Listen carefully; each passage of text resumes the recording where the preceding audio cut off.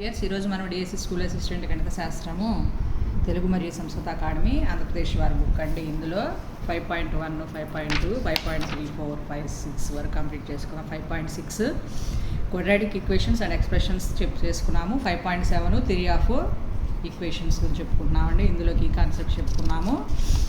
దీంట్లో చాలా ఇంపార్టెంట్ అండి. ఈ కీ కాన్సెప్ట్స్ నుంచి మనకి దీనికి ఫార్ములాస్ యూజ్ చేసుకొని మనకి చాలా వరకు డిఎస్సిలో బ్లాంక్స్ వస్తాయి. చాలా చాలా ఇంపార్టెంట్ అండి. సో లాస్ట్ వీడియోకి కంటిన్యూషన్గా 11th బ్లాంక్ నుంచి చెప్పుకోవాలి. So 4x³ minus 24x² plus 23x plus 18 = 0 యొక్క మూలాలు అంకశ్రేణిలో ఉంటే ఒక మూలం ఏమవుతుంది అని అడిగారు. దీనికి మనకి కాన్సెప్ట్స్లో ఫార్ములా ఉంది.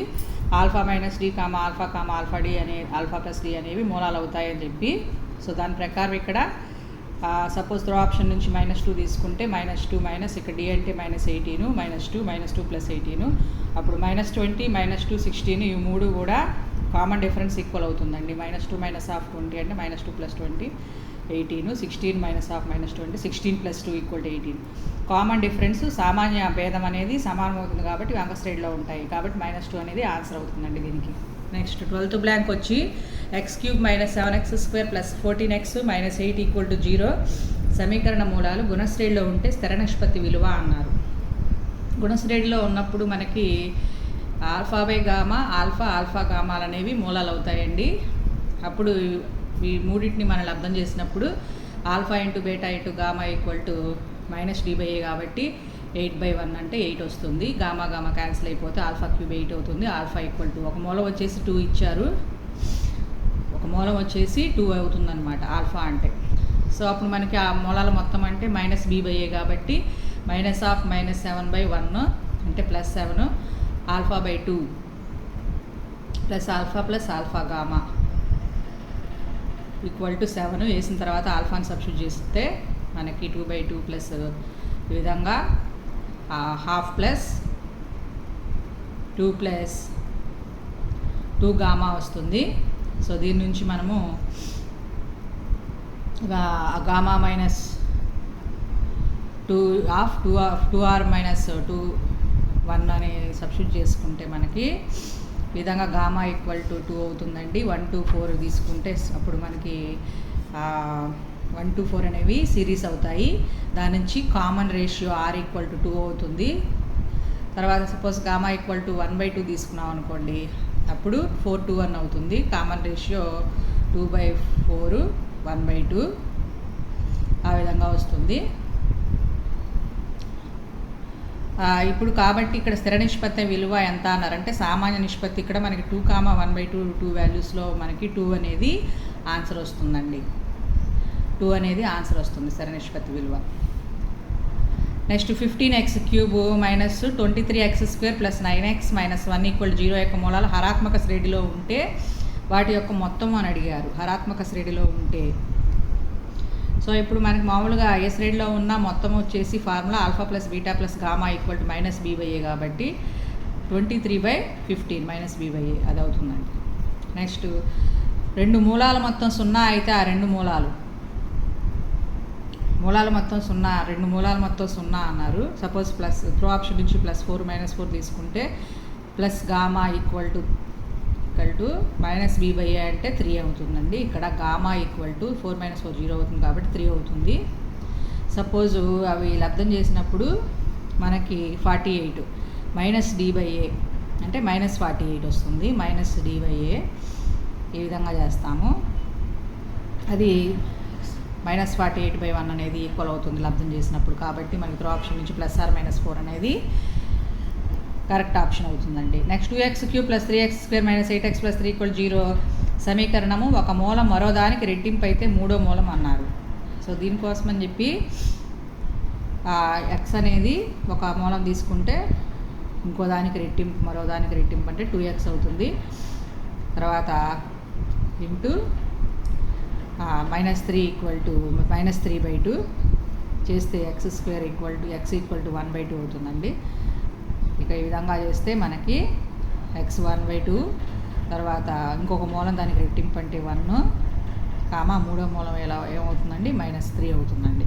ఎందుకని ఇక్కడ త్రో ఆప్షనేనండి. -3 తీసుకుంటేనే మనకి 3 యాడ్ చేసినప్పుడు 12 + 1 3/2 -6 3/2 -6 3 -12/6 -9/6 అవుతుంది. అప్పుడు ఆ విధంగా 3/2 -3/2 వస్తుంది. Alpha into beta into gamma -3/2 ఈ టాలీ అవుతుంది కాబట్టి -3 అనేది మూడో మూలం అవుతుందండి. నెక్స్ట్ సమీకరణ మూలాలు అంక శ్రేణిలో ఉంటే 2p³ + r = అన్నారు. సో దీనికి అంక శ్రేణిలో ఉన్నప్పుడు మనకి ఫార్ములా వచ్చేసి మూలాలు alpha minus gamma alpha plus gamma ఈ మూడింటి మొత్తము -b/a -3p అవుతుంది. అప్పుడు గామా = -p అవుతుంది. ఈ ఒక మూలం వచ్చినప్పుడు దాన్ని దీంట్లో సబ్స్టిట్యూషన్ చేసుకుంటే -p³ + 3p³ -3p³ + r = 0. దీని నుంచి ఈ విధంగా ఈక్వేషన్ వస్తుందండి. 2p³ + r = 3p³ అని ఒక మూలం వచ్చినప్పుడు దాన్ని సబ్స్టిట్యూట్ చేసుకోవచ్చండి మనం. తర్వాత రెండు మూలాలు మొత్తం 0 అయితే అంటే ఇక్కడ alpha plus beta plus gamma = -b/a అంటే +p అవుతుంది. రెండు మూలాలు మొత్తం 0 అంటే r = p, అదే గామా = p. తర్వాత అంటే ఒక మూలం వచ్చేసి p కాబట్టి దీంట్లో సబ్స్టిట్యూషన్ చేసుకుంటే మనకు r = pq వస్తుంది. ఈ విధంగా రెండు మూలాలు ఇచ్చేసి బహుపదీయ సమీకరణం అని అన్నారు. x⁴లో ఉంది. ఇంకా మిగిలిన రెండు మూలాలు -4√3 5 - 2iగా తీసుకొని ఈ విధంగా చేసుకుంటే మనకి x⁴ - 10x³ -19x² + 480x - 1392 = 0 వస్తుందండి. జాగ్రత్త చేసుకోవాలి. ఈ విధంగా ఇలాంటి మోడల్ వెనకాల వచ్చింది, ఒకసారి లాస్ట్ టైం ఒకసారి చేసుకున్నాము. నెక్స్ట్ 19th బ్లాంక్ వచ్చి x³ + 3px² + 3qx + r = 0 మూలాలు గుణశ్రేణిలో ఉంటే మనకి గుణశ్రేణిలో ఉన్నప్పుడు మూలాలు అనేవి α/గామా + ఆల్ఫా గామా అని అలా 3 మూలాలు ఉంటాయి. వాటిని ప్లస్ చేస్తే -b/a -3p. ఇక్కడ ఆల్ఫా కామన్ తీసేస్తే -3p. తర్వాత alpha beta plus beta gamma plus gamma alpha ప్రకారం చేస్తే +c/a 3q/1 ఆ విధంగా చేస్తే ఇక్కడ దీన్ని కథగా చేసుకున్నప్పుడు -3/α సబ్స్టిట్యూషన్ చేస్తే ఆల్ఫా వాల్యూ వచ్చేసి -q/p. దాన్ని తీసుకొచ్చి x ప్లేస్లో సబ్స్టిట్యూషన్ చేస్తే మనకి q = p × r⁴ వస్తుందండి. ఇది జాగ్రత్త చేసుకోవాలండి. ఇలాంటి మోడలింగ్ కోసం వెనకాల వచ్చింది. మనకి గుణశ్రేణిలో ఉంటే మూలాలు అనేవి ఆల్ఫా/గామా ఆల్ఫా గామా రూపంలో ఉంటాయి. తర్వాత మూలాలు 2 రెట్లు ఉన్న విలువలు మూలాలు గల బహుపదీయ సమీకరణం. దీనికి కూడా వెనకాల మనకి ఫార్ములా ఉంది. 2α 2β 2γ ఉన్నప్పుడు f(x/2) x/k అదే kα kβ kγ ఉన్నప్పుడు f(x/k = 0 అని ఫార్ములా ఉంది. దాని ప్రకారం చేసుకోవడమే. x ప్లేస్లో x/2ని సబ్స్టిట్యూషన్ చేసేసుకుంటే మనకి ఈ విధంగా ఆన్సర్ వస్తుంది. ఇక్కడ ప్లస్ బదులు మైనస్ రావాలి. నెక్స్ట్ 21th బ్లాంక్ వచ్చేసి సమీకరణ మూలాలు వ్యతిరేక గుర్తులతో మూలాల బహుపదీయ సమీకరణం అన్నారు. జస్ట్ x ప్లేస్లో -xని సబ్స్టిట్యూషన్ చేయాలండి. అప్పుడు మనకి ఈ విధంగా వస్తుంది.